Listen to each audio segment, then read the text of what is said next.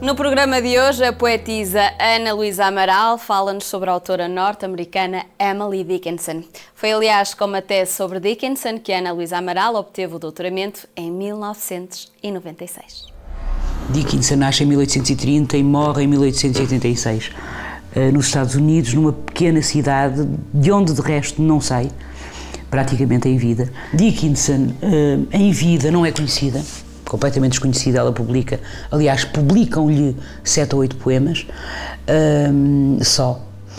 que ainda por cima regularizam, porque acham que ela tem uma gramática, e tem uma gramática própria, e que, portanto, aquilo não cabe nos tempos em que ela vive.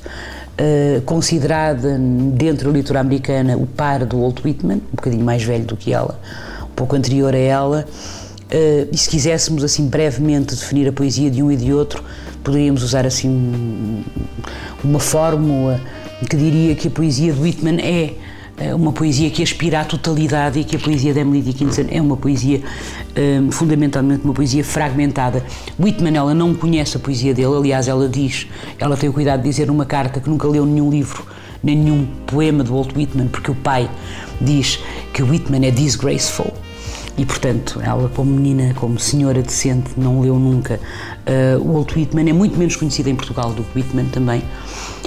Mas quando os modernistas, no princípio do século XX, nos Estados Unidos e na Inglaterra, a descobrem, digamos assim, então sim, a poesia de Dickinson é entendida e é hoje considerada como a maior poeta de língua inglesa. E eu penso que muito justamente, quando morre, deixa quase 2000 poemas numa gaveta, com um pedido à irmã para que os destrua. Felizmente a irmã não faz isso.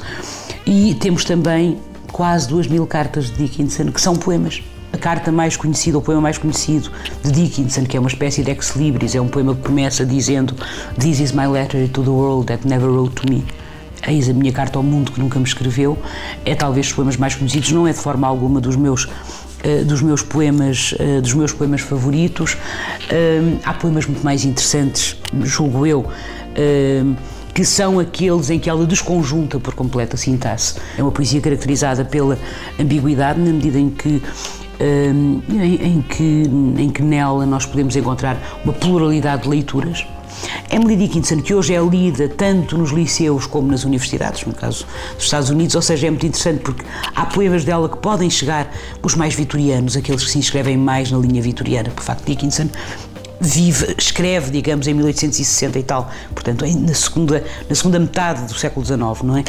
E tem poesia, tem poemas que podem ser e que chegam a um público mais geral, e há outros que pura e simplesmente podem encantar pela musicalidade, mas que às vezes nós pura e simplesmente não conseguimos, ou temos muita dificuldade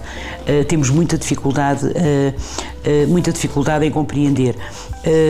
Tem poemas belíssimos, sei lá, eu dizia só uns versos, como por exemplo um poema que começa "One need not be a chamber to be haunted", não é preciso ser quarto para ser-se assombrado. Ou um poema, por exemplo, em que ela define o amor dizendo que amor é tudo o que há, é tudo o que sabemos do amor. For love is all there is all we know of love. Ou poemas como "The brain is wider than the sky", mais vasto o cérebro que o céu. E realmente Dickinson trabalha o paradoxo, mas eu acho que, tal como Blake, no fundo o que ela é uma visionária, ou seja, nós podemos considerar Whitman um precursor do modernismo, mas eu acho que Dickinson vai mais além na experimentação poética, depois no cruzamento entre o ceticismo, o humor, a ausência de fé cruzada com uma profunda fé. Os próprios gestos, digamos assim, da vida de Dickinson são extraordinários, porque Dickinson, a partir dos 30 e tal anos, passa a vestir-se de branco, só de branco, recusa ir à igreja, portanto deixa de ir à igreja, passa a vestir-se de branco e comunica com as pessoas por carta, só. Quando se diz ela não publica, não é bem verdade, porque ela acaba por se publicar em carta, porque um poema, a partir do momento em que é público, é publicado. O Ler Mais, Ler Melhor de hoje fica por aqui, mas amanhã cá estaremos, como sempre, com maravilhosas sugestões de leitura. Até lá!